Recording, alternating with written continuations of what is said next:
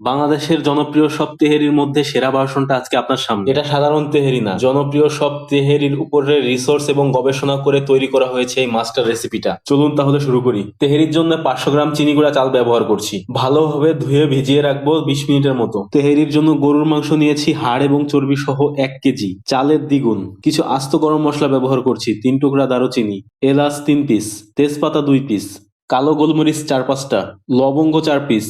এরপর পেঁয়াজ কুচি দিচ্ছি 1 কাপ পরিমাণ, আদা বাটা 1 টেবিল চামচ, রসুন বাটা 1 টেবিল চামচ, জিরা বাটা হাফ চা চামচ, শুকনা মরিচের গুঁড়া হাফ টেবিল চামচ, লবণ হাফ টেবিল চামচ, সানফ্লাওয়ার অয়েল হাফ কাপের মতো। মাংসে চর্বির পরিমাণ বেশি হলে আরো কম ব্যবহার করবেন। প্রথমে লো হিটে রেখে কষাতে থাকবো।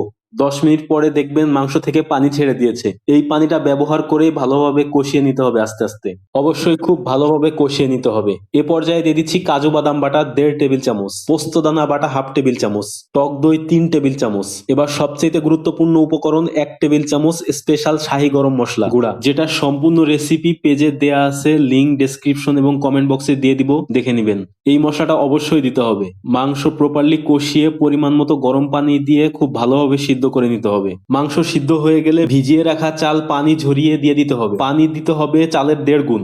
এখানে চাল আছে 500 গ্রাম, এই অনুপাতে পানি দিয়ে দিচ্ছি 700 ml। মাংসের গ্রেভি বেশি থাকলে সেই অনুপাতে পানি কম দিতে হবে। চিনি দিয়ে দিতে হবে 1 টেবিল চামচ, আস্ত কাঁচামরিচ 3-4টা, full cream milk powder 1.5 table চামচ। চালে পানি শুষে না নেওয়া পর্যন্ত আলতো আলতো করে ধীরে ধীরে নাড়তে হবে। পানি টেনে আসলে ঘি দিয়ে দিতে হবে 1.5 টেবিল চামচ। এরপরে উপরে পেঁয়াজের বেরেস্তা ছিটিয়ে দিয়ে দমে দিতে হবে। 15 মিনিট দমে রাখবো।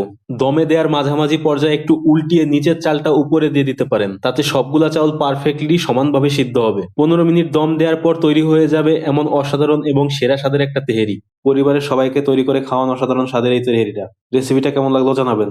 ভালো লাগলে অবশ্যই শেয়ার করে দিবেন।